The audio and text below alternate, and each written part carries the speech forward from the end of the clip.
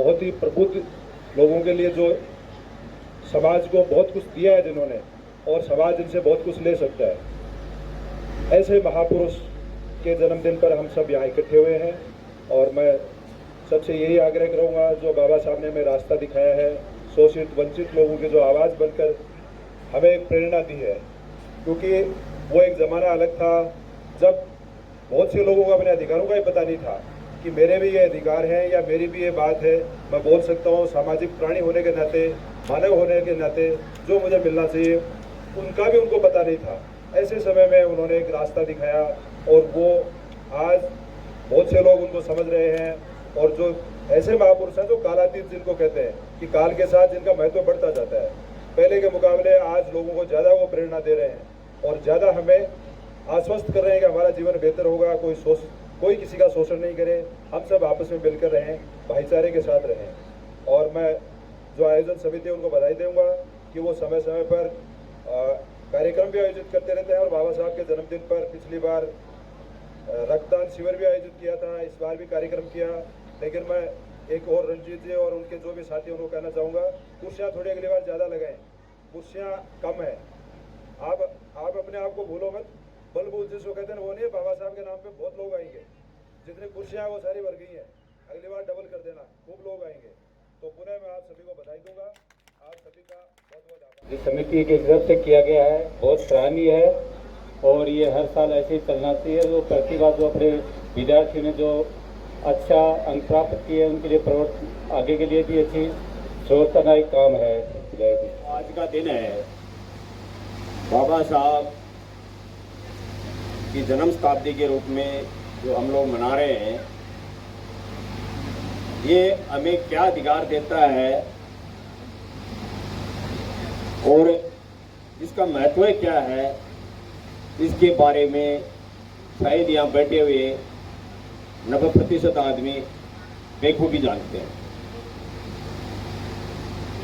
जानते तो हैं, लेकिन इसे बाबा साहब के द्वारा जो सुझाया गया मार्ग था, उसके ऊपर चलने वाले आदमी शायद ही सारे समाजों में हैं, लेकिन उनकी संख्या बहुत कम। तो ये जो बराबरी के जो अधिकार थे, जो गरीब दलित वर्ग को दिए गए थे, जिनको हम आजकल लोग रिजर्वेशन या आरक्षण बोलते हैं, जिन आदमियों ने थोड़ी बहुत भी इस उद्देश्य से प्रगति की है शिक्षा के द्वारा, जैसे इनके ऊपर जो 3 नाम लिखे हुए हैं, शिक्षित बनो, संगठित बनो और फिर संघर्ष करो। तो जो आदमी शिक्षा ग्रहण करके जो थोड़ी बहुत नौकरी में जो आदमी लगे हैं, उनसे मेरा अनुरोध है कि जो आदमी शिक्षा ग्रहण नहीं कर सके, उनके भाई हैं समाज में, भाई बंधुओं में, वो उनको जागरूक करें और अपने बराबर लाने की कोशिश करें। जैसे हमारा लड़के हैं, वो चाहे जिस संस्था में दाखिला लेते हैं, चाहे जहाँ रहते हैं, सबको बराबर का अधिकार है। बाबा साहब की सोच का ही परिणाम है। लेकिन हमारे जो वंचित परिवार हैं, जो समाज वंचित है, उसको आगे ले जाने के लिए हमारा बहुत बड़ा कर्तव्य। जो समाज सजग और सतर्क रहता है, वही अपने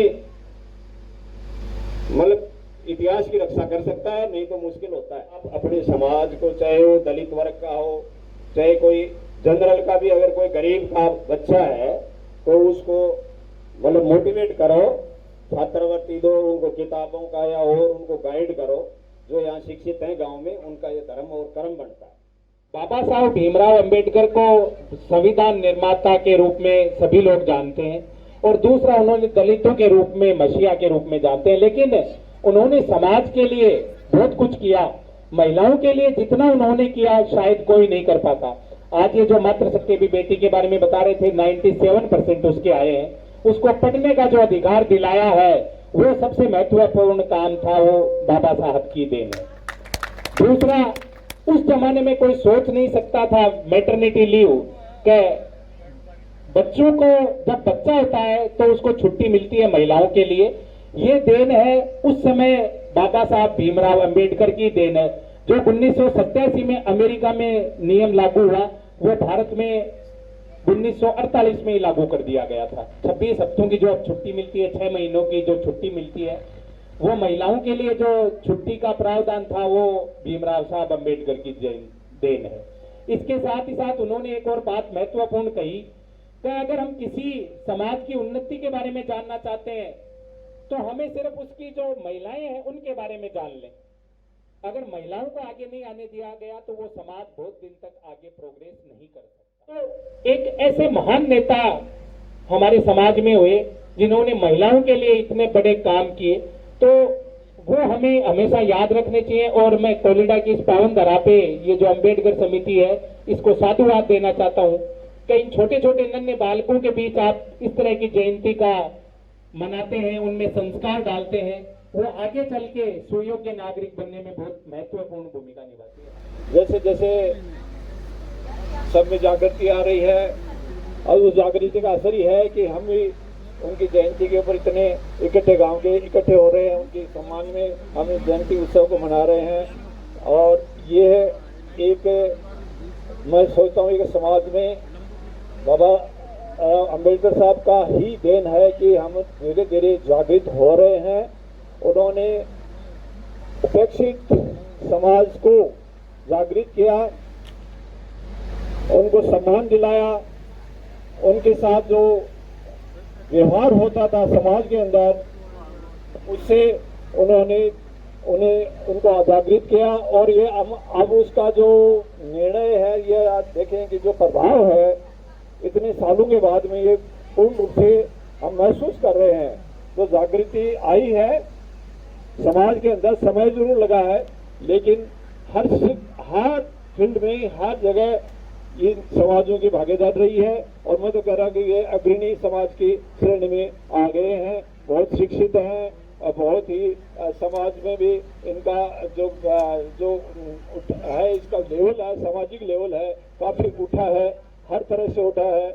उनका रहन सहन है, उनका पहनाव है, उनका बात का जो करने का है सिस्टम है, उसमें हर चीज में उन्होंने अपने उपलब्धि प्राप्त की है।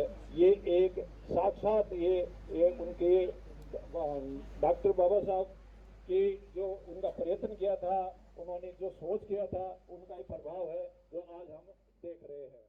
बाबा साहब धर्म से और जाति से ऊपर उठ करके लोगों को जागृत किया और जो उपेक्षित समाज थे उसको उन्होंने जगाने की कोशिश की और वो इस कोशिश में बहुत सफल हुए और उसका आज हम ये फल ले रहे हैं। आजादी के बाद में जो हमने जो अधिकार मिले हैं ये उन्हीं की ये देन है।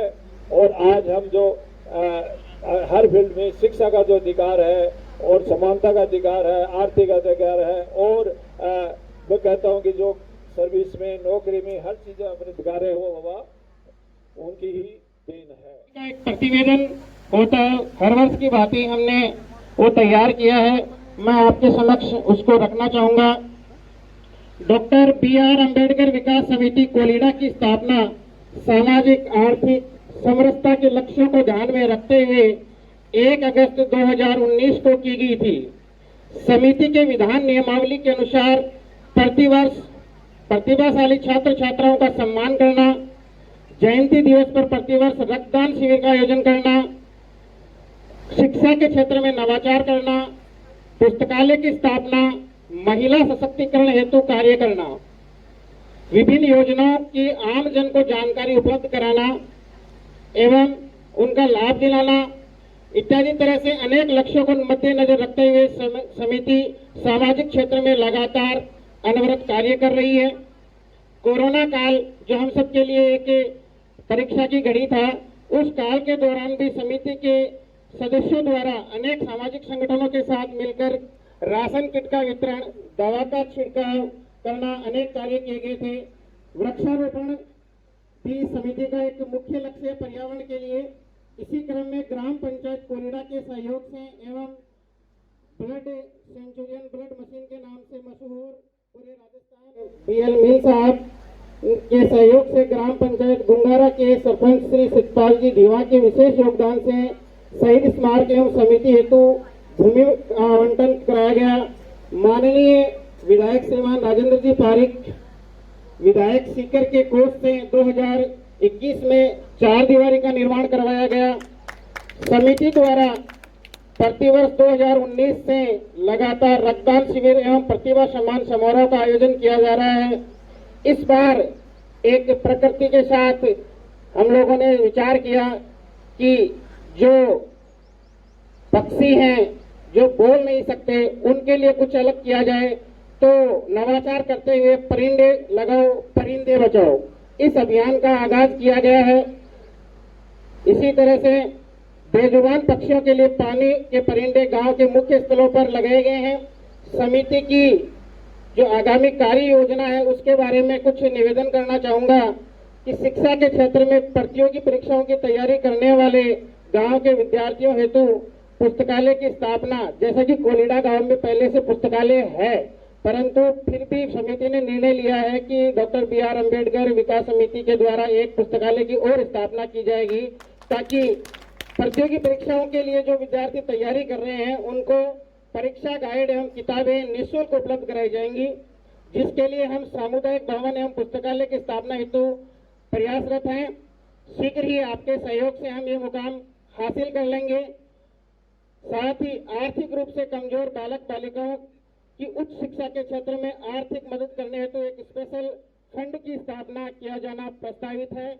इस हेतु भी समिति और आप सभी के जो सुझाव हैं वो सादर आमंत्रित। बाबा साहब ने किन परिस्थितियों में संघर्ष करके शिक्षा के क्षेत्र में नए मुकाम हासिल किए, सामाजिक तौर से अपने समाज को, दलित वंचितों को अधिकार दिलाए, राजनीतिक क्षेत्र में भी काफी उन्होंने योगदान दिया, कानून मंत्री, इस देश के प्रथम कानून मंत्री भी बने। ये सब कुछ हो पाया शिक्षा की वजह से। यहाँ पे काफी सारे बच्चे उपस्थित हैं, जिसे बताया भी गया है कि इनके परसेंटेज इतने हैं। मैं तो बच्चों से यही कहूँगा कि अपना भविष्य शिक्षा के द्वारा ही अपन उज्जवल कर सकते हैं। शिक्षा के द्वारा ही अपन समाज में चेतना ला सकते हैं, अपने अधिकारों को पा सकते हैं। शिक्षा के प्रति सजग रहें, अपने ग्रामीण को, क्षेत्र को विकसित करें, आपस में सहयोग करें, समाज के लिए, देश के योगदान, देश के विकास में योगदान करें। जय भीम। बाबा साहब की जयंती का और उसके कार्यक्रम, जैसे बिरजू जी पत्रकार हैं, उसी तरह ऑनलाइन कार्यक्रम से प्रभावित होकर इस गांव के ही एक मजदूर ने विदेश से इस संस्था को 11,000 का आर्थिक सहयोग दिया। जोरदार तालियों से स्वागत, जिसका नाम है महावीर प्रसाद श्रॉफ बंशीधर जमोलिया। उनकी माता श्री यहाँ उपस्थित है। बाबा साहब किसी एक समाज के व्यक्ति नहीं है और हमने उसको एक समाज तक सीमित कर दिया है। ये जयंती मैं समझता हूँ अगली बार हम अगर मनाएं तो एक बड़े रूप में होनी चाहिए, सभी को साथ लेकर हमें मनानी चाहिए। वो किसी एक समाज के व्यक्ति नहीं थे, उन्होंने सभी वर्ग के लिए वो काम किया है जो शायद कोई व्यक्ति अपने जीवन में कर नहीं सकता। ये हमें उनसे प्रेरणा लेने की आवश्यकता है। हम बहुत छोटा स्तर पर उसको आंक रहे हैं, एक बहुत बड़ी स्थिति थी जिसको हम सिर्फ एक संविधान निर्माता के रूप में, एक दलित मसीहा के रूप में एक उपनाम देके हम और उसको हमेशा संबोधित करते रहते हैं। कानून की हम बात करें तो उनके पास जो डिग्री थी, शिक्षा की हम बात करें तो शिक्षा में जिस प्रकार उन्होंने उपाधि हासिल की थी, शायद एक साधारण व्यक्ति के लिए, और उस परिस्थिति में जब सारी परिस्थितियां उसके विपरीत थी। आज हम पढ़ लें, लिख लें, MA BEd PhD कर लें या कोई डॉक्टर इंजीनियर बन जाए, IAS बन जाए, कोई मुश्किल काम नहीं है। आज परिस्थितियां हमारे अनुकूल हैं और अनुकूल परिस्थितियों में आगे बढ़ना कोई मुश्किल काम नहीं होता है। बाबा साहब के सामने सारी की सारी परिस्थितियां विपरीत थी और विपरीत परिस्थितियों में संघर्ष करके वो शख्सियत आगे बढ़ी थी। वो प्रेरणा की आवश्यकता है हमें। उसके जीवन के उस ध्येय को पढ़ना है कि हमें भी चाहे जीवन में कितना ही संघर्ष करना पड़े, जीवन में कितना ही संकट आए, मैं मेरे टारगेट से, मेरे लक्ष्य से हटूंगा नहीं। उस ध्येय को हम हमारे जीवन में उतारते नहीं है, सिर्फ याद कर लेते हैं, सिर्फ 3 दिन याद करते हैं 365 दिन में। उस संघर्ष से हमें सीखना पड़ेगा और हमें उस जीवन में उसको अंगीकृत जब तक नहीं करेंगे। अभी तक हमने संविधान की को सिर्फ शायद मेरे हिसाब से किसी ने पढ़ा नहीं होगा। बहुत कम लोग हमारे बीच, शिक्षाविद दयाराम जी ऐसे कुछ लोग हैं जिन्होंने संविधान के मूल भावना को पढ़ा होगा, जिसकी शुरुआत ही, अगर हम इसकी प्रस्तावना को देखें, हम भारत के लोग, भारत को एक संपूर्ण प्रभुत्व संपन्न, यही से इसकी शुरुआत होती है। इसकी मूल भावना यही छिपी हुई है। आज हम उनकी जयंती मना रहे हैं तो कम से कम हमारे मन में एक विचार हम जरूर लेके जाएं कि जिस प्रकार बाबा साहब भीमराव अंबेडकर ने विपरीत परिस्थितियों में समाज को आगे बढ़ाने का काम जो किया था, समाज को एक दिशा उन्होंने दी थी, इस देश को एक दिशा उन्होंने दी थी, वो आज भी हमारी जिम्मेदारी बनती है। और विशेष रूप से हमारे इतने युवा साथी बैठे हैं, युवाओं में जोश होता है, ताकत होती है, कुछ कर गुजरने की क्षमता होती है। और इतिहास इस बात का गवाह है कि जब जब भी परिवर्तन हुए हैं वो युवाओं के बलबूते पर हुए हैं। हमें, हमारी जो पीढ़ी है, आने वाली पीढ़ी है, जो नई पौध है, उनको हमें विचारों से समृद्ध बनना। डॉक्टर भीमराव अंबेडकर जी के जीवन के बारे में आपने सुना है, पढ़ा है, और इसलिए कहाँ जन्मे इसके ऊपर मैं ज्यादा चर्चा नहीं करूंगा, क्यों आप जानते भी हैं। और वो उन्होंने जो कुछ किया उसके बारे में मैं उन पहलुओं पर चर्चा करूंगा जो सामान्यतया आम लोग नहीं जानते हैं। सबसे पहली बात तो यह है कि वे 14वीं के चांद थे, अर्थात अपने माता पिता की 14वीं संतान थे। हमारे यहाँ एक गीत है, 14वीं के चांद हो तुम या आफताब हो तुम, जो भी हो खुदा की कसम लाजवाब हो तुम। निश्चित रूप से वे 14वीं के चांद थे और लाजवाब थे। उनके सामने उस काल में जो चुनौतियां थी, उनका उन्होंने किस लिए मुकाबला किया या किस के बल पर मुकाबला किया, और उसका एक ही जवाब है, और वह है शिक्षा, शिक्षा, शिक्षा। हर बात का उत्तर शिक्षा में है। इसलिए उनके जीवन का जीवंत संदेश है, पढ़ो पढ़ो पढ़ो। बड़ा अच्छा लिख रखा है, शिक्षित बनो, फिर संगठित बनो और फिर संघर्ष करो।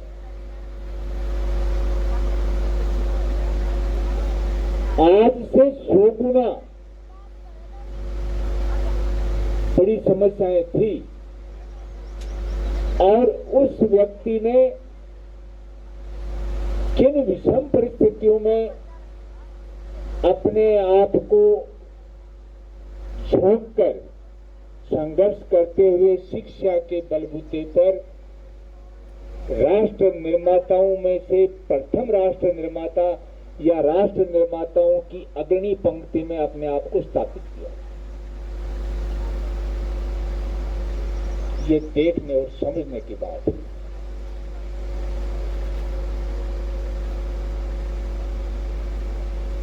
कहते हैं कि तकदीर तो कौमों की हुआ करती है, एक इंसान की तकदीर तो कोई तकदीर नहीं। वे चाहते तो बड़े ऐश और आराम का जीवन जी सकते थे, क्योंकि वे बाहर पढ़ करके आए थे और सुशिक्षित थे, उनको अच्छी नौकरी भी मिल गई थी। परंतु उन्होंने सोचा कि अगर मैं एक बढ़ गया तो क्या हुआ, एक पढ़ गया तो क्या हुआ, जो वर्ग जिससे मैं आया हूं उसको आगे बढ़ाऊं, और वो आगे बढ़ेगा तो राष्ट्र अपने आप आगे बढ़ेगा। इसलिए उन्होंने उस वर्ग के लिए नहीं, राष्ट्र के लिए एक नया रास्ता बनाया। इसीलिए केवी राव ने कहा है, मैं ध्यान दूंगा, कि अंबेडकर संविधान के जनक भी थे और जननी भी थे, अर्थात संविधान के माता भी थे और पिता भी थे। बहुत बड़ी बात कही उन्होंने। वे अपने विचारों को उन्होंने पढ़ लिख करके धारणा बनाई, बात या अपने विचार स्थापित किए और फिर उनके ऊपर कायम रहे, और चाहे बड़े से बड़ा व्यक्ति भी क्यों न हो, अपना पक्ष प्रस्तुत करने में वो हिचके नहीं, चूके नहीं। कहते हैं कि वो जो कुछ थे अपनी शिक्षा के बलबूते पर थे, किसी की मेहरबानी पर नहीं थे, और उन्होंने जिन विषम परिस्थितियों में, जिन अंधेरों की राहों में चल करके जो संघर्ष किया, अपने राजस्थानी में एक गीत है, बटाऊ रे चाला मंजला मिलसी, सूरज भोई जको रात्रि छाती फाड़ निकलसी, बटाऊ रे चाला मंजला मिलसी। तो वो सूरज थे जो रात की छाती को फाड़ करके निकले और पूरे जग को आलोकित किया। बने थे अंबेडकर, जो कुछ थे वो अपने बलबूते पर थे, और इसलिए अंबेडकर के जीवन से जो प्रेरणा लेनी है, वो सबसे पहली बात और सबसे प्रमुख बात है कि पढ़ो, किताब पढ़ो।